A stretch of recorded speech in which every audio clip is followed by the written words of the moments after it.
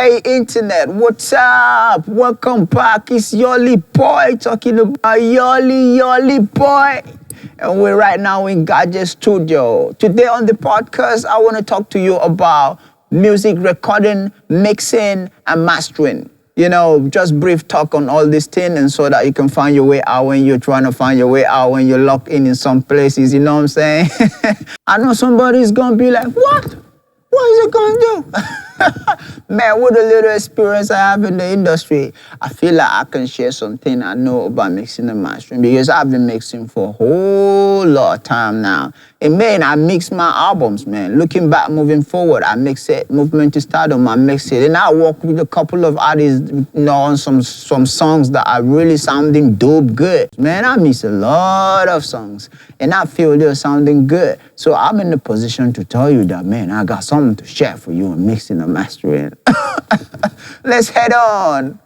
Number one, I feel like based on my experience, a little experience I got on music stuff, I feel like the first thing you need to know is the first thing to get is the real quality of vocal from the recording stage. Now, when you get your artist with you in the studio, when the artist is here, or maybe your artist is here to record, or the instrumentalist is here to play and record your instrument, the first thing is you need to get that quality, raw quality sound from recording stage. The vocal has to be clean, healthy, vibey, you know what I'm saying? It has to be on key, has to be soft, clear from any noise or anything. Now, all these things is because it will give you a whole lot of easy work along the way. Because if you got a whack recording, then your mixing and mastering is going to be like, oh.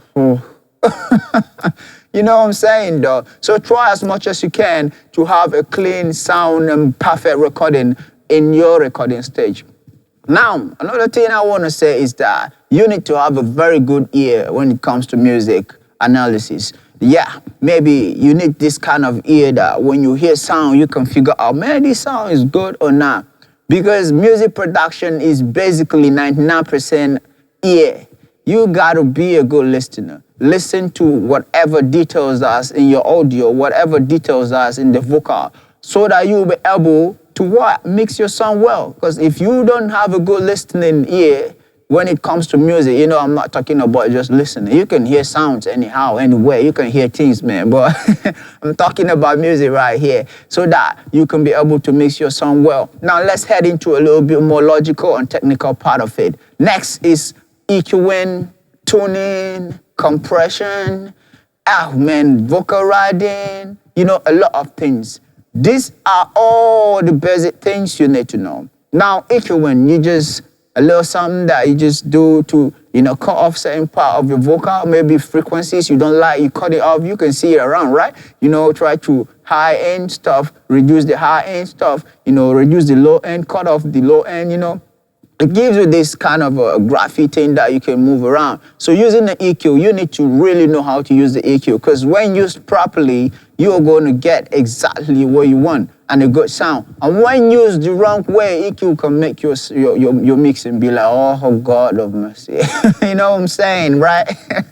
Yeah, and talking about compression, compression is just like trying to adjust a little recording you had so that the vocal will have this kind of all-together sound, a sound that has been put together. The low and the highs are going to have a particular range that the thing rock on, You don't have the sound going down and going up. Now, compression, when added to a vocal, when you over-compress, is going to be a little bit of, you know what I'm saying? And when applied the right way, you also get it good. Now, when we talk of tuning, most especially hip-hop, trap, and like R&B, some most part of modern music, tuning is a good thing you do. Let it not be that you're tuning to correct pitches, but you're tuning to add some little texture to the vocal, you know what I'm saying? You're just tuning to make the vocal sound a bit, clearer or a bit on sweeter or a bit melodic, you know what I'm saying? But if you are tuning to make the vocal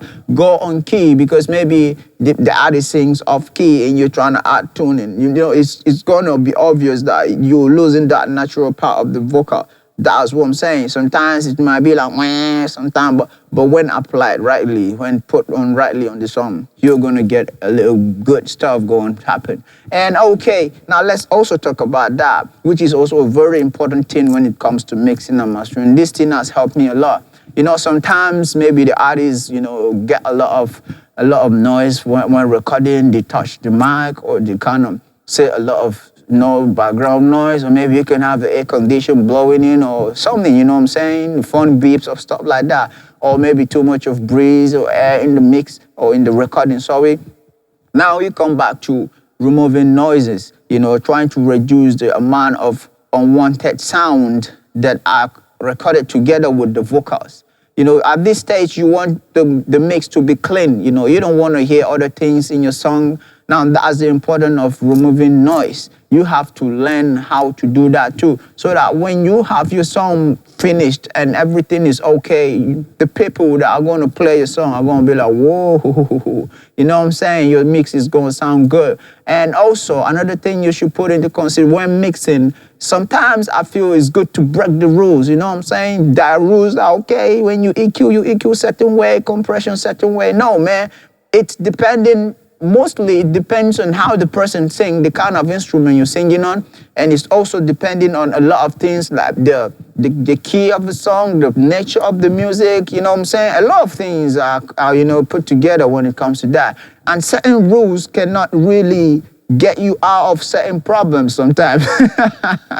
Yeah, I mean it, you know what I'm saying? Like, there are rules, but I don't mean you should break all the rules, but try to shift away, man, like move it up, go out of the rules sometimes and see if you can, experiment. It's a creative process thing. So you judge what you hear by what you listen to, and whatever you listen and hear, that's what it is, man. Some rules are going to take you off track, some are going to bring you back on track. But sometimes it's good you break the rules and experiment to see. Because at the end of the day, what you want is a mix that you're sounding unique, something that the song needs. That's what you give the song. It's not about what the rules say sometimes. Sometimes it might be clipping and still sounding natural. Sometimes it might be clipping and still sounding Sometimes it might not be clipping and still sounding distorted. You know what I'm saying? A lot of things have to come into consideration. So when you're mixing, your ear matters a lot. So some rules, you just have to just be like, keep them aside and just do your thing.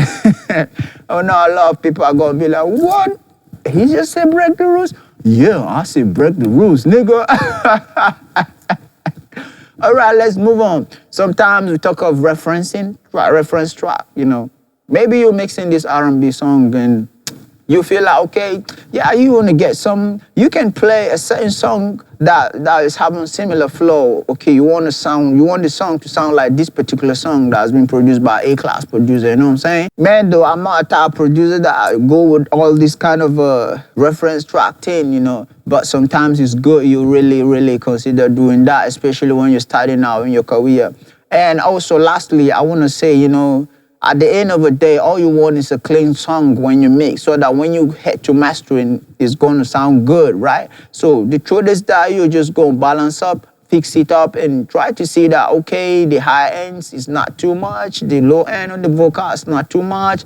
You're going to consider, okay, is the vocal and the instrumentations are also have space to breathe in, you know what I'm saying? Everybody is, okay, feeling good in the mix and things are going well. That's the end of everything. At the end of the day, you cannot follow rules, you can follow rules. At the end of the day, all people want is good music, you know what I'm saying? So please just give them good music at the end of the day. And don't forget, it's Jolly Boy. So what do you think, man? You have anything to say? Whatever you have to do, I want to hear it. Don't forget, you like, comment, subscribe, anything you want to do with the video, man. It's loud and holla. Let's go and make it happen. Yeah, and talking about mastering, this is just like a final polishing stage of your music. You know what I'm saying? Sometimes it's just like trying to make this song. I think, okay, let me put it this way. The basic aim of mastering is to make a song sound good on every device or any equipment or any gadget that has been played on. Some people listen to music on their headphones, some people listen to music on their AirPods, some people listen in their cars, some people listen in clubs, some people have their MP3 player, some have their DVD. Like, everybody literally play music on what they want. So the essence of mastering is to first boost the sound and make the mix and correct some stuff in the mix that, okay, maybe you didn't get this right. Then up the level of the output level, that's the sound, the loudness of your music. Then make the music favorable, make the music adaptable, make the music listenable on different devices that is going to be played by your consumers. And that is just it. Make your song impressive, make your song good. So that's where it comes to mastering. Now you have to select the right plugins, and I'm going to give you a little things about mastering some video later, but today I think we should go with the mixing and mastering thing. And I feel like today it helped you. And don't forget, man, it's Yoli Boy. Talk about Yoli Boy right here. And we just talk and we just discuss, right? I hope you have something to learn in this video and you found it very informative. And hey, I'll see you later. I love you all. Remain blessed. Take care of yourself.